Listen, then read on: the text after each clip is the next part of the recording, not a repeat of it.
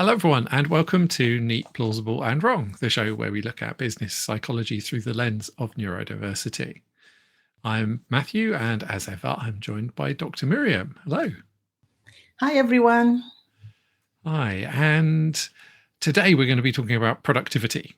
And I think this is another one of the list that we were like, yeah, we want to get into this one. And something interestingly, I was actually on the Undo podcast with Mark Steadman earlier in the week, recording that. I don't think it's going to be out yet, talking about some quite similar things because his show's all about productivity. So it's very timely. It's something I've been thinking about a lot, and I think there's a lot of really tangled and messy and quite problematic stuff relating to this. So I'm looking forward to kind of picking it apart a little bit. How about you? Yes, I have been thinking about this since we started talking about different models, modalities, theories, and ways of working. And since we touched a little bit on it last week, it's been one of the topics on my mind. And I do think that each time nowadays, when I see people doing what they do, I always ask myself, how effective, how productive, what value do they bring to this? And why are they doing what they are doing? So yes, productivity is one of those concepts that I've also been thinking a lot about, and picking it apart today and making some sense of it is something I've been really looking forward to. So let's start with what we mean by productivity, because I feel like this itself is kind of a contested thing. This is where a lot of the difficulty lies in many ways, is what is actually productive, what is creating. I suppose it's doing activity that results in an outcome that we want. Is that a fair summary of what is productive? It gets us, create some value for us or other people. Yes. I suppose that's it's valuable activity, or activity that creates value. Yeah. And I think whatever we are looking at, whatever output we are looking at, whatever deadlines we are looking at, I think there needs to be an accompanying value with that for it to be something related to productivity. Yeah, because I think to get into this, it's used to mean a variety of different things. So it's not always directly related to value in my experience. It's often distantly, at best, related to real value.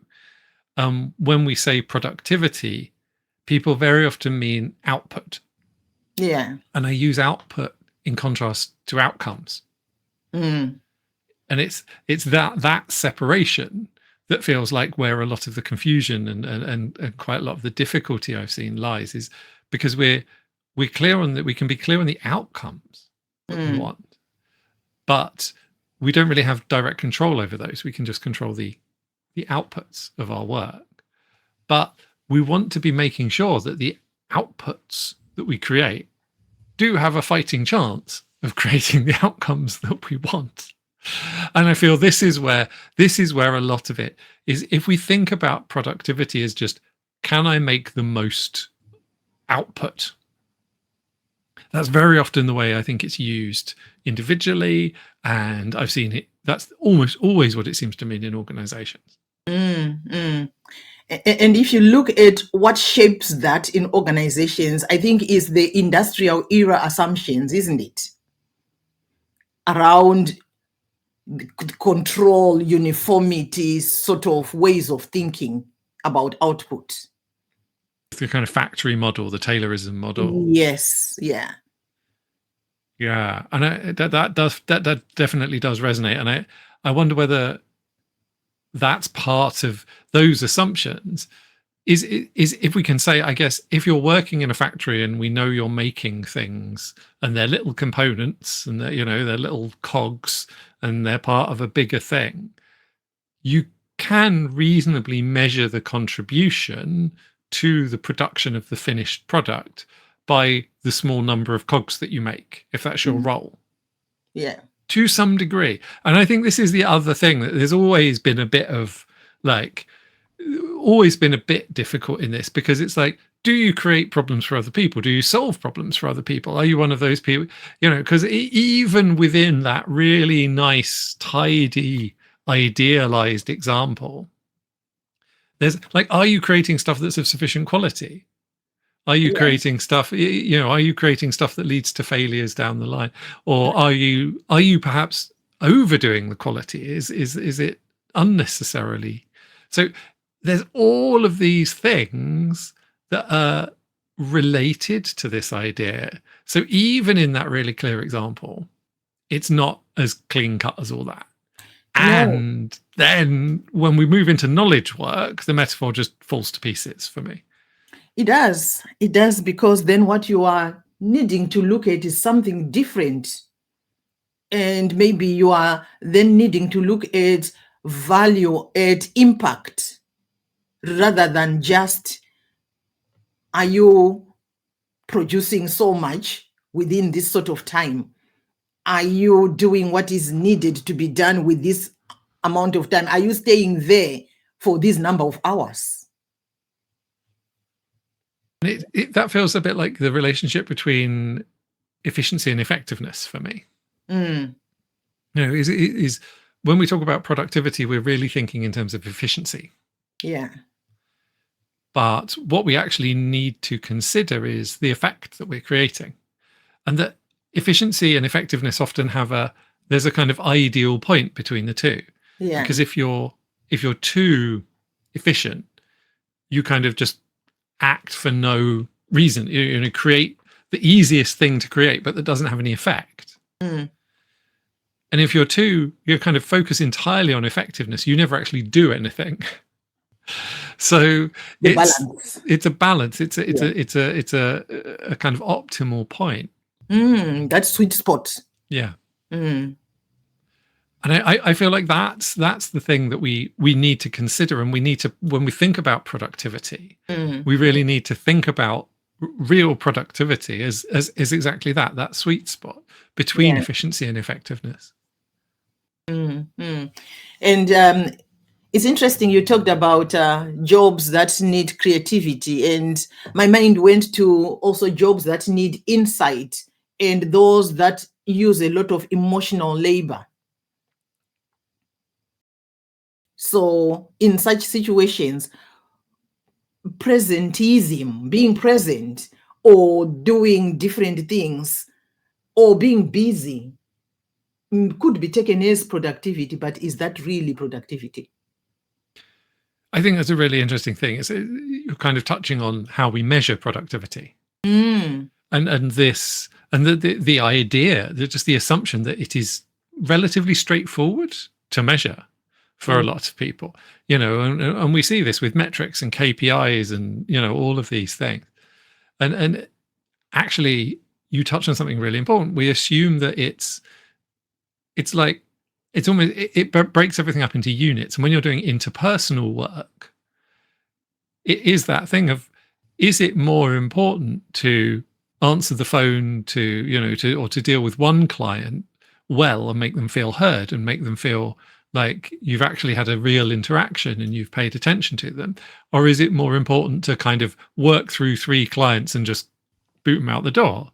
Yeah. And there you can argue that there are situations for both where both would be appropriate, but if you're working in if the organization is trying to optimize for certain outcomes, is aiming for certain outcomes that rely on people feeling seen, feeling related to, feeling heard, then you optimize and you try and measure the number of people that you see, you're creating a tension there that's almost you're and the difficulty is if you're rewarding it and you're kind of aiming, you're telling people that they should be aiming for seeing more people, then that starts to be in tension with the other. Yeah. And what you are then looking at is, instead of output, you are looking at impact. And I've actually seen this, I think when we say interpersonal work, it's easy to think of therapy. And so, yes, obviously. But I've actually I've known a few people that worked in sales who did this. And their sales strategy was to talk to build a deep relationship with a small number of customers. Mm. And that they were really effective and they sold far more stuff because they actually took the time to listen and engage. And if they were measured on the number of people they spoke to per day, and that was the metric, they would have lost out there. They would have chosen completely different people. Yeah, they would fail. They would be considered to have failed. But the point you make there is really interesting, and it's far-reaching too, because with this number of satisfied customers, word of mouth, reviews, testimonials will bring your company or team or organization on top compared to that person who has talked to perhaps 7 and they were dissatisfied because maybe you were rushing through what you needed to discuss or what you were telling them. Yeah, and I think it feels like there's another thing that underlies this idea, or the productivity, is that we know that we're doing the right thing. Mm. Because this is, and kind of relating to what you're saying, these longer term effects, is in the way that I've always worked, is it's always been iterative. We can't really know what perfect looks like, or we don't have that, or the cost of creating that far exceeds the value of anything that we could afford to work out, and by the time we've worked it out, it would have changed anyway. So we can't aim for that. There isn't a clear ideal. So part of the process actually is a reflection process and an improvement process as well. Is that something that is built in? Because that's actually not efficient. That's not productive directly. That's not creating things right in the moment, but it means that we can improve in the future. And I think that's another really important area that we can get too hung up on, this idea of output, instead of thinking like, is this the right way could I change something about this? Could I make this easier? Could I make a better outcome for the same amount of effort? And is this what I'm really creating actually serving the big picture? And so building some slack into that feels like a really important aspect to be able to think about productivity as more of a long-term process rather than just how many widgets I made today. Yeah.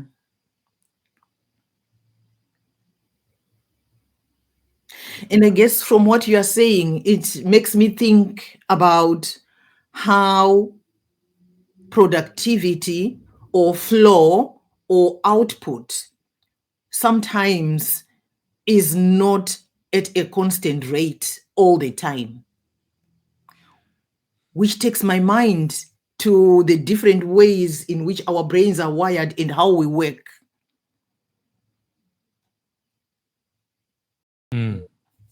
I think there is such difference.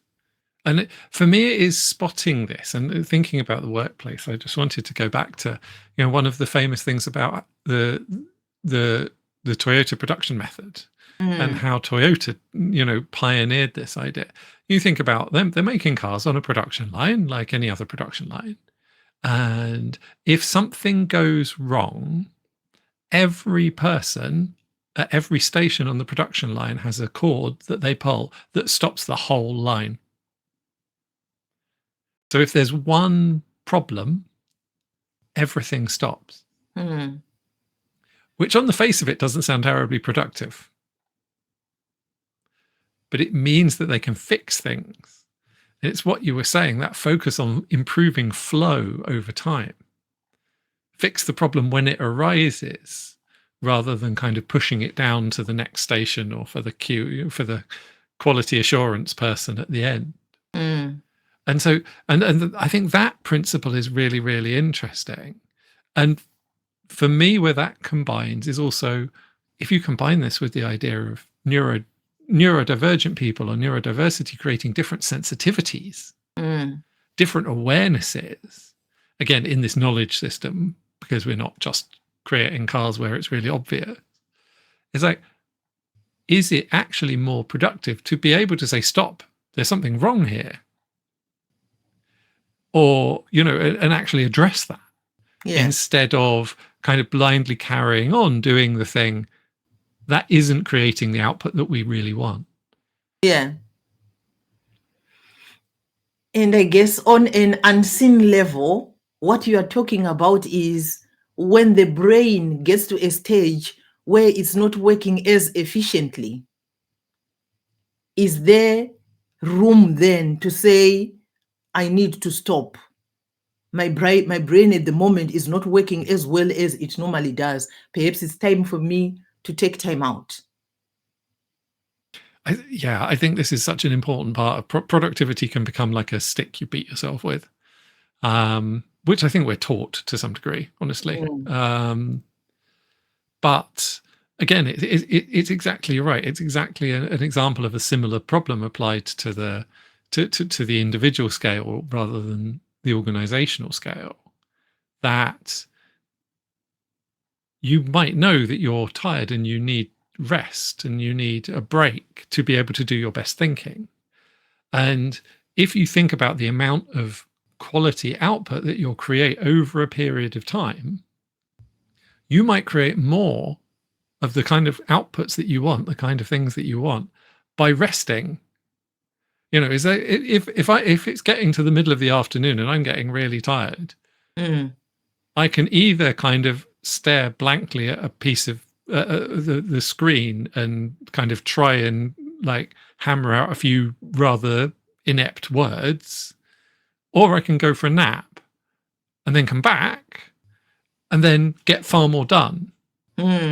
So I think that's another really important point. Is some of productivity is to attend to our environment, our situation, our context, as well as thinking that it's that it's just a doing all the time. Quite a lot of the skill, the improvements in this come not from thinking directly about it, but the situation in which it's occurring.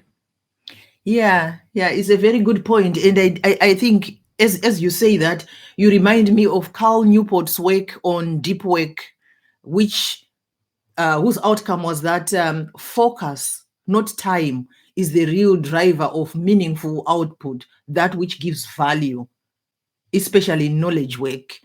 And ultradian rhythm studies also show that the brain needs cycles of rest and intensity to function at its best, rather than just continuing to, as you say, to stay on a blank screen. Because then that way, for other people who judge or look at productivity as the amount of time spent, you can sit there for hours.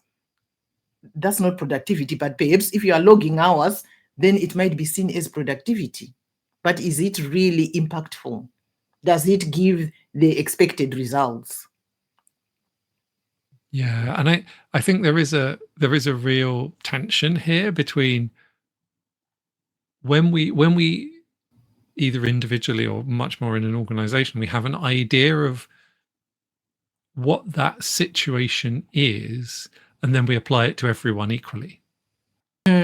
So an example I would use is working hours for this, because it's something I experience as well. Like a lot of ADHDers, I have delayed sleep phase, so I work later hours than most people, and that if you that 9 to 5 is the peak productive hours, represents something that works for certain groups of people and certain people much more than others, and so it's productive for them.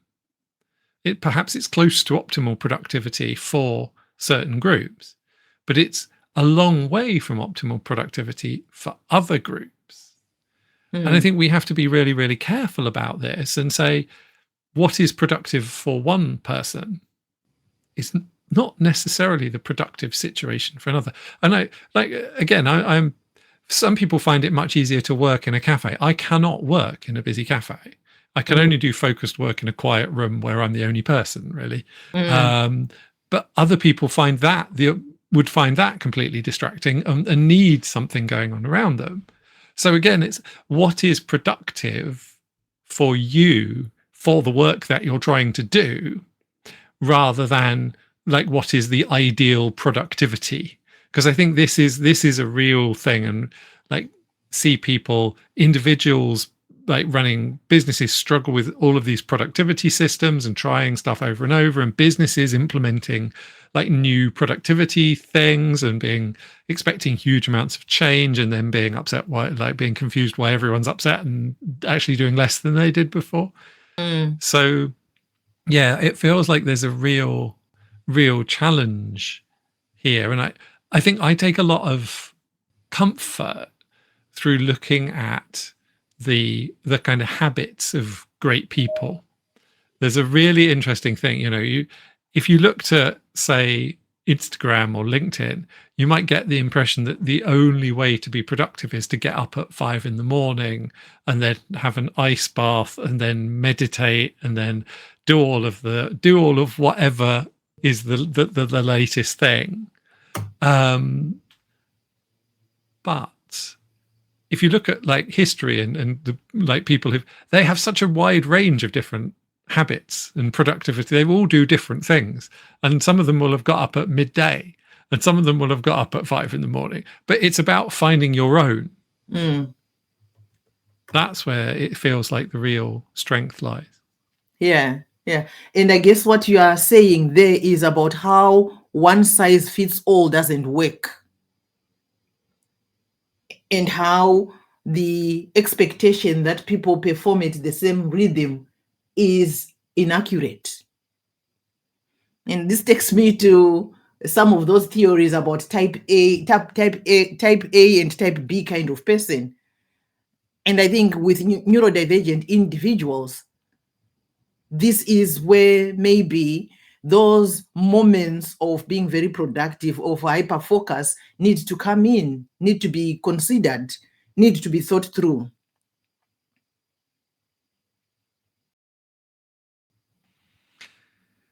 Yeah, I think a lot of those models, because I sometimes struggle with the introversion extroversion model as well, because it's so contextual for me. It doesn't feel like if you are neurodivergent, some of these kind of models of how we might be different actually fail fairly often. And so again, it's much more that sensitivity of two different circumstances.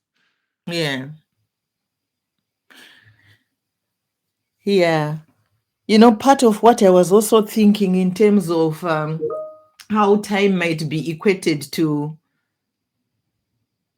value or productivity, it's made me think about how this might actually be punitive for certain neurodivergent individuals, because where there is this assumption about cognitive linearity and perhaps steady state output, certain neurodivergent individuals don't operate within those parameters really.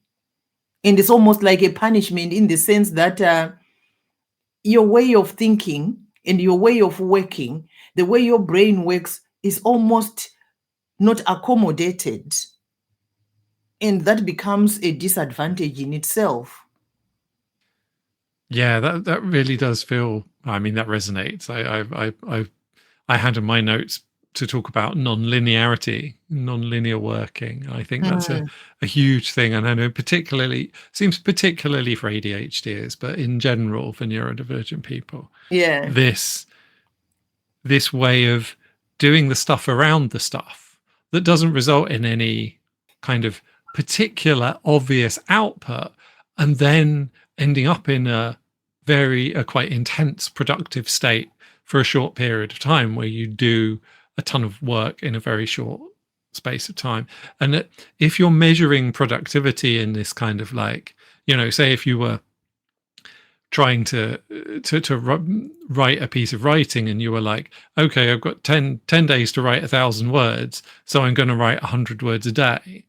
That might make sense for some people, but that would be a terrible strategy for me. That's simply not the way that my brain works. for me, that would be incredibly unproductive, and I'd actually produce very low quality work doing it. Yeah. As you were describing that, where my mind went, if I was to be doing that, I would find the work I would produce would be quite disjointed. Because if I am doing so many paragraphs or so many words in one day, and then another day doing so many words, I don't know how I would link it, because to me it feels like there are those forced kind of breaks, transitions, which remove the continuity or the flow that I might be in when I'm hyper focusing. And perhaps wanting to produce whatever I'm producing within whatever time I feel able to produce it. Yeah. And I think this idea, this really gets back to that way we're measuring productivity and what our methods of productivity really are for us. Yeah, it's completely. Yeah, my experiences are really similar. I kind of fill my brain up with ideas, and then it just kind of, the ideas fall out, rather than that's the best way I can describe it, rather than kind of being able to build it section by section. Yeah. But that's taken me a long time to get to, partly because I've always been told that I should approach it the other way. And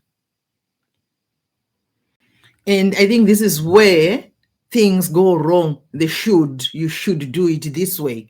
There are assumptions that are being made there. Yeah, I think you mentioned earlier about cognitive linearity. Our brains are so different, and the way our brains work sometimes is also very different, even in the same brain. You might think in 7, 10, 15 different ways, rather than have just one thought and run with it. And that's valuable, right? In different circumstances.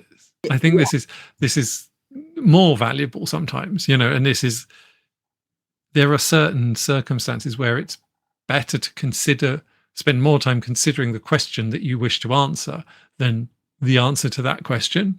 And I feel like that productivity is very often, it feels like there is an assumption that it's obvious what question we're answering. We just need to answer it.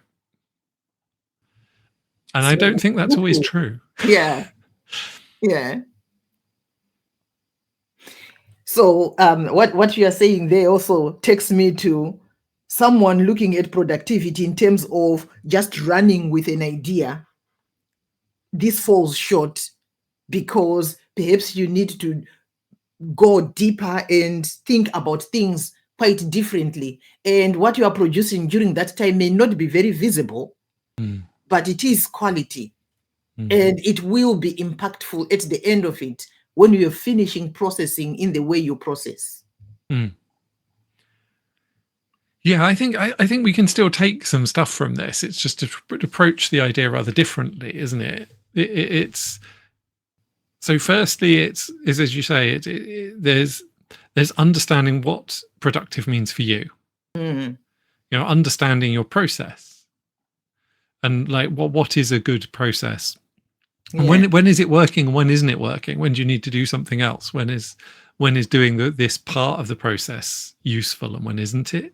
If just staring at a blank page for hours is not a good use of your time, if you could go away and do something else and then find it easy to create afterwards. So it's understanding that and being able to work with that. I think there is also, for me, something in this around how we measure this, in what happens, because so much of our work is about things that are largely outside of our control. For example, if you run a business, you can't actually control whether anyone buys anything from you. You can influence that. You can do things that nudge people in the direction, but ultimately it's their decision. It's not something you can make happen. That's illegal. You can't make people buy your stuff. So we have to think about, when we're thinking about productivity with these situations that are outside of our control, how are we approaching this?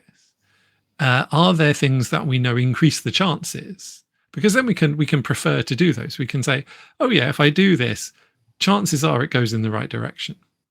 But it also means understanding that relationship more deeply and understanding the context more deeply. So we can still attend to the things that we're doing. I think this is the thing. If you say, like, no more, like, productivity isn't help, it's not, don't ignore this. It's not something that's completely wrong, but it's about understanding the context, understanding it in a much finer grained way and a much more personal way for me. Yeah. And I guess you're also saying it's not always about visibility. It's about value, about impact, not how long someone looks busy. Yeah, so there's certainly a let go of the productivity theatre, let go of the busy work. I think this is, I feel like we often culturally think about productivity and being busy as the same thing, when for me they're almost opposites. Yeah. Yeah, you said something that has stayed with me last week when you said you would be concerned as a manager if someone was the last to leave the office all the time. They are clocking in a lot of hours. Some places actually value this, and that person will be rewarded in form of above and beyond and doing all these things and helping and spending so much time. But what is it that's causing them to spend that much time? Are they being impactful? Is there added value to what they are doing? So since you said that, it's actually been something that I've been thinking about when people are being rewarded in terms of being, what's the English word I could use here? When credit is being given to people that, oh yeah, this person stayed late on this day and they helped with that and they did this and they did that. But what was the impact of all that was done? There are certain people who didn't do anything that was not observable. Does that mean that they were not productive? Yeah, this gets to the heart of it, and I think, you get to a situation where you can lose really valuable team members because because if you think about these long processes, what we're saying is, I guess it's that it isn't that the whole process of getting what we want is made up of different bits with different people involved. And we tend to privilege just the bit right before the thing appears because that's measurable. So if the last person in the chain is the one where the thing appears, we're like, oh, that person's very productive. But we need to be really, really careful to understand that there might be a whole bunch of other people around that person supporting them to be able to do that. And there's all sorts. It's really common for people to for people who kind of fulfill these more support, social, connecting roles to be managed out or seen as unproductive or made redundant, and then the organization drops because the performance drops because that was actually providing a vital step in this productivity process. It just wasn't the one that was really obvious and easy to measure. Yeah. And this takes me to how certain restaurants, for example, where tipping is one of the things that's not built into the prices that you pay, but you do pay a gratuity perhaps at the end of your meal because you are pleased, impressed, or whatever it is. Certain places will have a pot where that money goes and it's shared amongst all the people that have been involved, including people that were never on the front line, people that were not visible, but they were part of that process that made it happen, that made it successful. But here, what we are talking about is not visibility, we are talking about impact. Yeah. And how that impact will be recognized and rewarded. Yeah. Yeah. So are there any other ideas we could use to do the kind of to reach similar things? I think for me that idea of efficiency and effectiveness, and that, like you say, there's thinking about the kind of stuff that we're creating. But what else can people do if productivity feels like the thing that someone's really looking at? How would you suggest they maybe approach it differently? I don't know whether this is going to be possible, but I think trust-based models are quite good. I find they work a lot better where teams are empowered to work when and how they perform best. And also redefining what counts. When we say productivity, what are we looking at? What is it that counts within that particular organization? Is it emotional labor? Is it the invisible scaffolding that we have around that? Is it about the deep work, the flow states, and how different people work, including neurodivergent pacing, for example, rather than just how long someone looks busy? Yeah, so it's expand both your understanding of what is productive and how you're measuring that, how you're observing that. Yeah. Right. Because you find that if someone can solve a complex problem in 3 hours, that would have taken someone else a week. Why are we still then rewarding the person who sat at their desk for 5 days straight? Yeah. We need to challenge the ritual of productivity in that sense. Absolutely. And let go of this idea of being busy is enough. It's I think it's, for me, it's decoupling that idea of productivity and being busy. That for me is a really big one. Thinking about it, stop wrapping those two things up together. It's almost the opposite. So yeah, no, brilliant. Yeah. So I guess I was also going to say, praising overextension is almost like saying, you know what, I know you're on your way to burnout. You're self-sacrificing, but keep on going. And I think it's this thing of like understanding when you're creating a local maxima at the cost of the overall system, when you're over optimizing in a single thing for everything, but that actually ends up hurting everything. Yeah. And that, I think, is a real risk with productivity. Is if we it's like one person's performance in one situation, does that impact the rest of the team's performance? Does that impact their performance down the line more than the value that you've created in that one thing? In which case, that wasn't a good thing. Yeah. So yeah, I think really considering that bigger picture, taking a step back, thinking about productivity in the wider context. Yeah, definitely. Brilliant. So if you have any questions, please let us know, because this is the last of our series, our first series of Neat, Plausible and Wrong, and we're going to do a wrap up to answer all of your questions, a wrap up episode, which we'll do in a little while once all of these are out. So yeah, please do contact us, let us know, and we'll hope to see you again in a second season. Goodbye. Bye, everyone.